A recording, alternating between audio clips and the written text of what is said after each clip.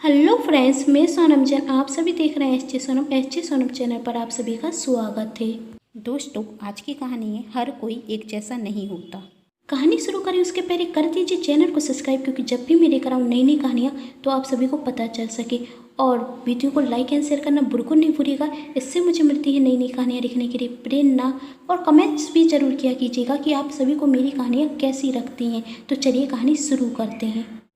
महेश जी के दो बच्चे थे। बड़ा बेटा राजीव, जो एक अच्छी कंपनी में अच्छे पद पर नौकरी करता था, और छोटी बेटी खुशी, जिसने अभी अभी ट्वेल्थ की परीक्षा पास की थी। अब खुशी कॉलेज में आ चुकी थी। आज महेश जी की शादी की एनिवर्सरी थी और वह अपनी पत्नी को बहुत याद कर रहे थे। उन्हें आज भी याद था वह दिन जब उनकी नई नई शादी हुई थी।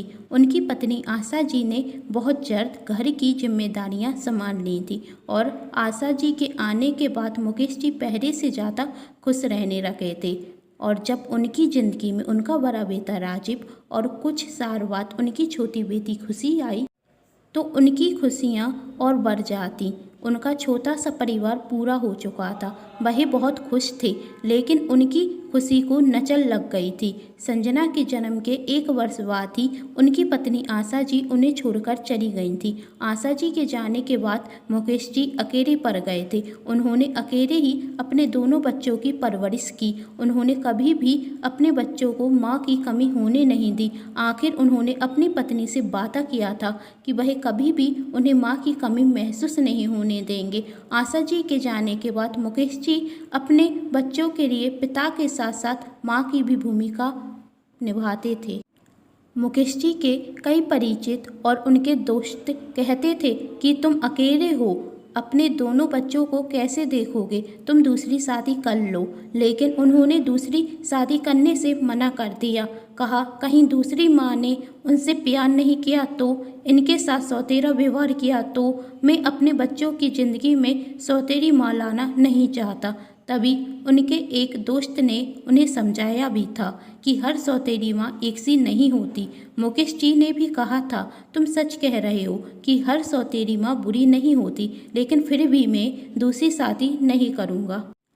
समय बीतता गया और आज मुकेश जी के दोनों ही बच्चे बड़े हो चुके थे। उनके दोनों ही बच्चे उनसे बहुत प्यार करते थे। मुकेश जी आज अपनी पत्नी की फ़ोटो देखते हुए कहते हैं, देखो आशा, हमारे दोनों बच्चे बड़े हो चुके हैं। हमारा बड़ा बेटा राजीव अब शादी के लायक हो चुका है। अब हमें उसकी शादी कर देनी चाहिए। इस घर की बहू जो भी होगी वह बिल्कुल तुम्हारी तरह होगी। जैसे तुमने इस घर में आकर खुशियाँ ही खुशियाँ भर दी थी, वैसे ही इस घर की बहू भी इस घर में आकर खुशियाँ ही खुशियाँ भर देगी। तभी मुकेश जी के दोनों बच्चे आते हैं और उन्हें शादी की सालगिरह की शुभकामनाएं देते हैं। मुकेश जी अपनी पत्नी के जाने के बाद भी अपनी शादी की सालगिरह हर वर्ष मनाते थे, और उनके बच्चे उन्हें हर वर्ष शुभकामनाएं देते थे। राजीव आज अपने पापा से कहता, पापा, आप माँ से बहुत प्यार करते हैं ना, और उनके जाने के बाद आपको बहुत अकेला महसूस करते होंगे। मुकेश जी ने कहा, हाँ, मैं तुम्हारी माँ से बहुत प्यार करता हूँ, और अकेला महसूस क्यों करता? तुम दोनों थे ना, तुम दोनों तो मेरी दुनिया थी, और तुम्हारी माँ तो मेरे साथ हमेशा थी। वह मुझसे दूर कभी हुई ही नहीं। आज भी वह मेरे साथ हैं और मुझसे कह रही हैं कि मेरा बेटा राजीव अब बहुत बड़ा हो चुका है, अब उसके लिए एक सुंदर सी लड़की देखो और उसकी शादी कर दो। राजीव ने कहा, पापा, आप फिर से वह बातें करने लगे। मैं आपसे पहले भी कह चुका हूँ कि मैं शादी करना नहीं चाहता।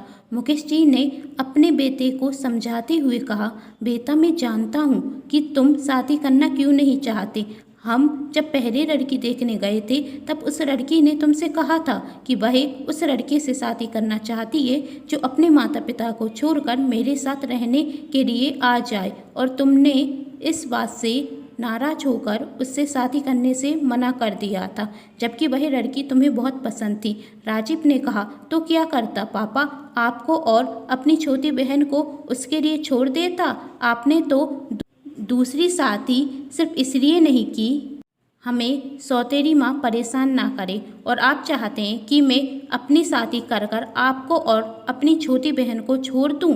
नहीं पापा, ऐसी शादी करने से तो अच्छा है मैं ज़िंदगी भर कुंवारा ही रहूं। मुकेश जी ने मुस्कुराते हुए कहा, तुमने कैसे सोच लिया कि दुनिया की हर लड़की एक ही जैसी होती है? वह उसकी सोच थी, लेकिन कई ऐसी लड़कियां भी हैं जो अपने सास ससुर के साथ रहती हैं और खुश रहती हैं।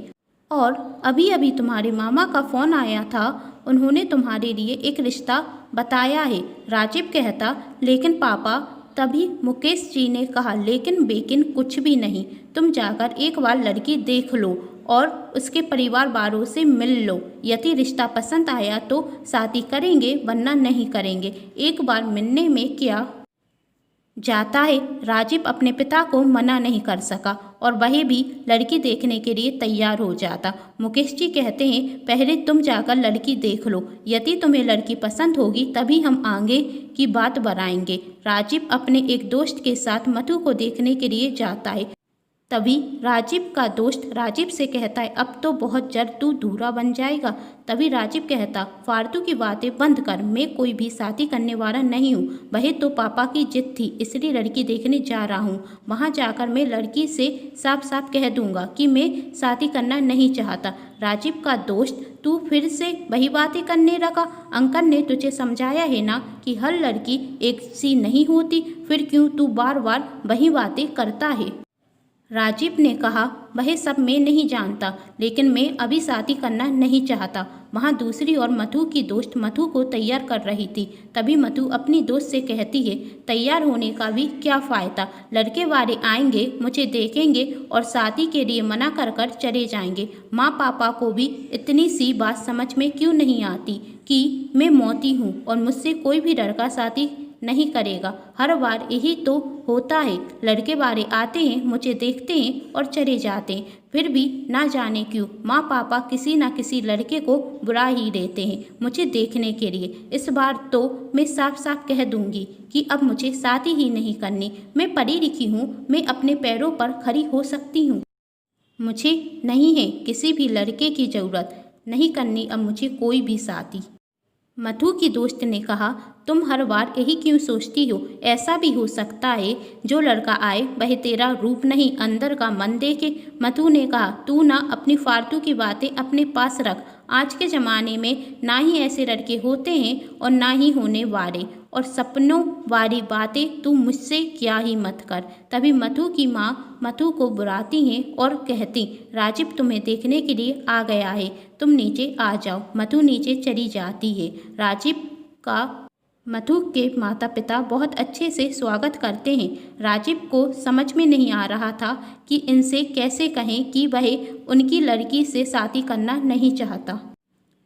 थोड़ी देर में मधु की दोस्त कहती है, अब राजीव और मधु को अकेले में भी बातें कर लेनी चाहिए। जब मधु और राजीव अकेले में बातें करते तब राजीव मधु से कहता, आप मुझे माफ़ कर दीजिए, लेकिन मैं आपसे शादी नहीं कर सकता। मधु ने कहा, माफ़ी मांगने की कोई ज़रूरत नहीं, मैं तो जानती ही थी कि आपका यही फैसला होगा। राजीव, आप कैसे जानती थी? मधु, उसमें नया क्या है? जो भी लड़का मुझे देखने आता है मुझे मना कर कर चला जाता है क्योंकि मैं बहुत मौती हूँ। राजीव ने कहा, नहीं, आप बहुत सुंदर हैं, मैं आपको इस वजह से मना नहीं कर रहा हूँ। और वह मधु को सारी बातें बता देता है और कहता, इसलिए मैं किसी भी लड़की से शादी करना नहीं चाहता क्योंकि शादी के बाद वह मुझे मेरे परिवार और बहन से अलग कर देगी। तभी मधु ने कहा, आप एक लड़की की वजह से सारी लड़कियों को दोष कैसे दे सकते हैं? हम लड़कियां नहीं चाहती कि हमारी वजह से लड़कों को अपने माता पिता को छोड़ना पड़े। कुछ लड़कियों की ऐसी सोच होती होगी, लेकिन हम लड़की ऐसी नहीं होती। राजीव ने कहा, यदि आपकी शादी हुई तो आप यह नहीं चाहेंगी? मधु ने कहा, हरगिज नहीं, मुझे तो जॉइंट फैमिली पसंद है और मैं क्यों चाहूँगी मेरी वजह से कोई भी लड़का अपने माता पिता से अलग रहे। राजीव ने कहा, तो क्या आप मुझसे शादी करेंगी? मधु ने कहा, मुझ पर तरस खाकर शादी करने की कोई भी ज़रूरत नहीं है।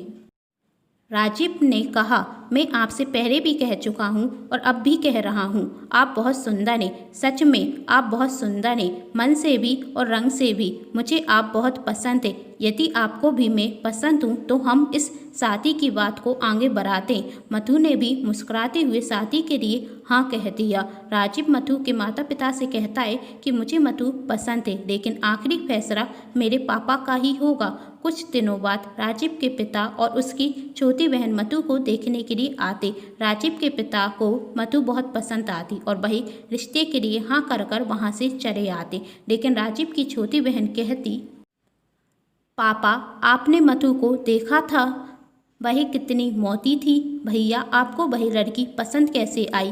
राजीव ने कहा, अभी तुम छोटी हो, इन सब बातों में मत पड़ो। मधु बहुत सुंदर है, रंग से भी और मन से भी। लेकिन राजीव की बहन ने कहा, आप उससे शादी कैसे कर सकते हैं? तभी मुकेश जी ने कहा, जब राजीव मधु को पसंद थे तो तुम बीच में मत बोलो, वह दोनों खुश रहना चाहिए। कुछ ही दिनों में मधु और राजीव की शादी हो जाती है। मधु शादी कर कर राजीव के घर आ जाती है। इस शादी से सब खुश थे, लेकिन राजीव की छोटी बहन खुश नहीं थी और वह अपनी भाभी से बिल्कुल भी अच्छे से बात नहीं करती थी। एक दिन जब खुशी अपने कॉलेज जा रही थी, तभी मधु खुशी से कहती, तुम कॉलेज जा रही हो ना, चलो मैं भी तुम्हारे साथ चलती हूँ, मुझे बाजार से कुछ जरूरी सामान लेना है। तभी खुशी कहती है, आप तो मेरे साथ बिल्कुल भी मत चलिए। यदि किसी ने मुझे आपके साथ देख लिया तो क्या कहेंगे कि मेरी भाभी कितनी मोटी है, मेरी तो हंसी उड़ेगी। यह बात राजीव सुन लेता और वह अपनी बहन से गुस्सा होता। खुशी गुस्से में वहाँ से चली जाती है। तभी मधु राजीव से कहती है कि तुम मेरी और मेरी ननंद के बीच में मत आया करो, मैं उससे बात करूंगी। राजीव ने कहा, तुमने देखा ना वह तुमसे कैसे बात कर रही थी। मधु फिर भी तुम उससे मेरे लिए गुस्सा मत हुआ करो, वरना वह मुझसे नफरत करने लगेगी। और अभी वह छोटी है, धीरे धीरे सब समझ जाएगी। राजीव ने मधु का हाथ पकड़ा और कहा, मैं बहुत खुशनसीब हूँ कि तुम जितनी अच्छी जीवन साथी मुझे मिली। मधु ने मुस्कुराते हुए कहा, पतिदेव जी मेरी तारीफ बाद में करना, पहले आप जाकर तैयार हो जाइए, आपको ऑफिस के लिए लेट हो जाएगा।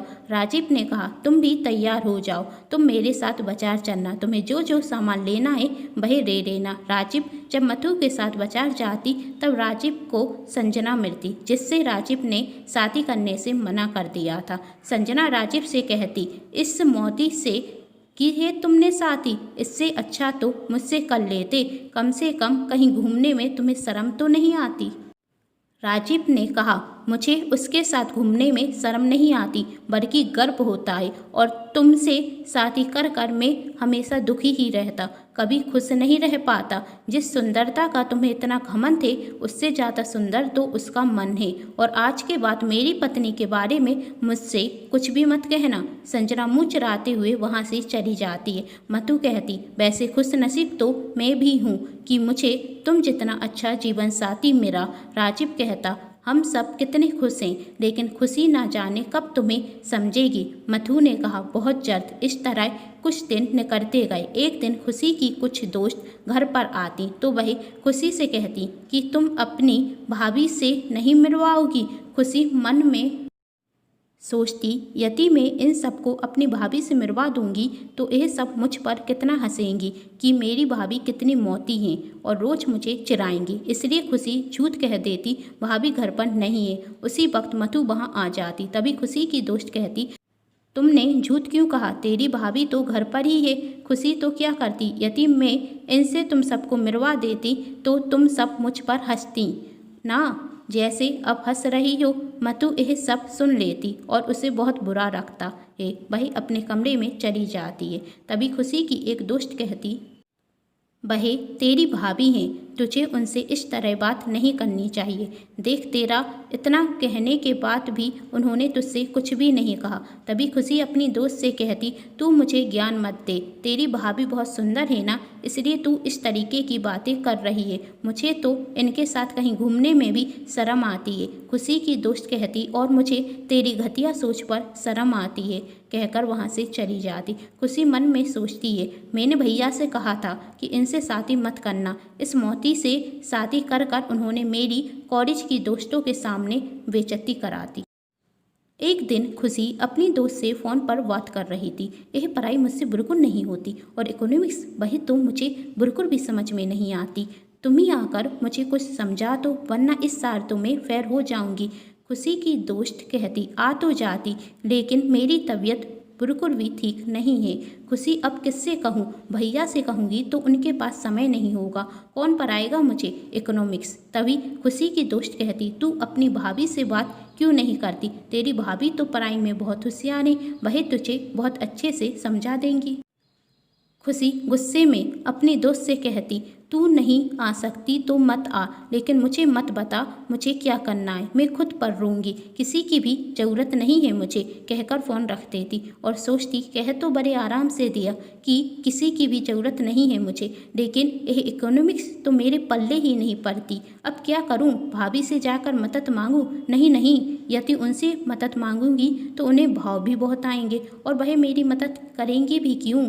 मैं तो उनका कितना अपमान करती हूँ, वह मेरी कभी भी मदद नहीं करेंगे। कुछ देर सोचने के बाद वह सोचती, एक बार कहकर देख लेती हूँ, यदि फेल हो गई तो कितनी बेइज्जती होगी। उससे अच्छा तो एक बार भाभी से ही कह देती हूँ कि वह मुझे पढ़ा दें।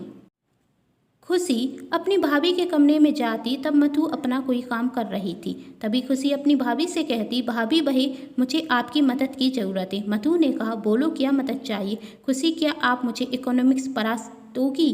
मेरी इकोनॉमिक्स अच्छी नहीं है। खुशी की भाभी, क्यों नहीं, चलो अभी से ही तुम्हारी पढ़ाई स्टार्ट कर देते हैं। खुशी की भाभी अब उसे हर दिन पढ़ाती और खुशी को भी अपनी भाभी का पढ़ाया हुआ बहुत अच्छे से समझ में आता। एक दिन पढ़ते पढ़ते खुशी अपनी भाभी से कहती, भाभी आप कितनी अच्छी हैं, मैंने आपका कितना अपमान किया, फिर भी आप मेरी कितनी मदद कर रही हैं, क्या आपको मुझ पर गुस्सा नहीं आता? खुशी की भाभी ने कहा, तुम मेरी छोटी बहन जैसी हो और अपनी छोटी बहन पर गुस्सा किया करना, चलो अब पढ़ाई पर ध्यान दो। इस तरह दिन निकलते गए और खुशी के एग्जाम शुरू हो गए। खुशी के पेपर बहुत अच्छे जा रहे थे। उसकी भाभी ने उसे इतने मन लगाकर पढ़ाया जो था। कुछ ही दिनों बाद खुशी का रिजल्ट आता और वह कॉलेज से भाभी भाभी चिल्लाते हुए घर पर आती। तभी राजीव आता और कहता, क्या हुआ, इतना चिल्ला क्यों रही हो? खुशी ने कहा, पहले बताओ भाभी कहाँ है? तभी खुशी की भाभी वहाँ आती और कहती, क्या हुआ? खुशी अपनी भाभी के गले रखकर कहती, भाभी आपकी वजह से मेरा रिजल्ट देखो कितना अच्छा आया, मैं फर्स्ट क्लास पास हुई हूँ। थैंक यू सो मच भाभी, thank you thank you thank you. तभी खुशी की भाभी ने कहा, सिर्फ थैंक यू से काम नहीं चलेगा, आपको मुझे पार्टी भी देनी होगी। खुशी ने कहा, जरूर दूंगी भाभी। तभी राजीव ने कहा, नहीं खुशी तुम्हें पार्टी नहीं दे पाएगी। खुशी, क्यों नहीं दूंगी? राजीव ने कहा, यदि तुम अपनी भाभी के साथ पार्टी करने जाओगी तो लोग क्या कहेंगे, तुम्हारी भाभी कितनी मोटी है। यह सुनकर खुशी रोने लगी और अपनी भाभी से माफ़ी मांगती। तभी मधु कहती, अरे पगली रो क्यों रही है, तेरे भैया तो मजाक कर रहे हैं। खुशी कहती, नहीं भाभी, मैंने आपके साथ बहुत गलत किया, मुझे समझना चाहिए कि भगवान ने हर किसी को एक सा नहीं बनाया है। मैंने आज तक आपसे जो कुछ भी कहा उसके लिए मुझे माफ़ कर दीजिए। मधु, बस बहुत हो गया, अब माफ़ी मांगने की कोई भी ज़रूरत नहीं, और हाँ पार्टी तो मुझे चाहिए और इस सब से मैं पार्टी छोड़ने वाली नहीं हूँ, कहती। और वह तीनों बहुत ज़ोर से हंसते। यह सब मुकेश जी भी देख रहे थे और वह अपनी पत्नी की फ़ोटो देखते हुए कहते, देखो बिल्कुल तुम्हारी तरह है मेरी बहू, उसने पूरे घर में खुशियाँ ला ही दी। दोस्तों, यदि आप सभी को ये कहानी पसंद आई हो तो चैनल को सब्सक्राइब कर दीजिएगा और वीडियो को लाइक एंड शेयर करना बिल्कुल नहीं भूलिएगा। Thanks for watching.